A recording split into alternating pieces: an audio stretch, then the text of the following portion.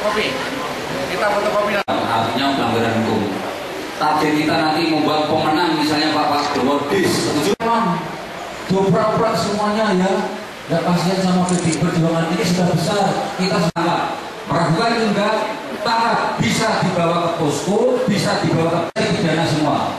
Bapak Ibu yang saya hormati, panjenengan jangan tertutup. Ini sudah Pak Masrul, Kapolri sudah lapangan. Artinya dicakal kecurangan itu, ya, kecurangan terhadap TPS, terhadap money politik, terhadap intervensi, semua itu pelanggaran hukum. Intervensi, setuju ya Bapak Ibu ya? Saya minta sesabar-sabarnya peluang emas ini yang ada di PDI Perjuangan. Kalau kita tidak pintar memainkan, tidak kencang, bubar kita jadi buruh lagi. Kita semua kecurangan yang ada di masyarakat siap menangkal, siap menangkap kejahatan di posko, di polsek, di polres.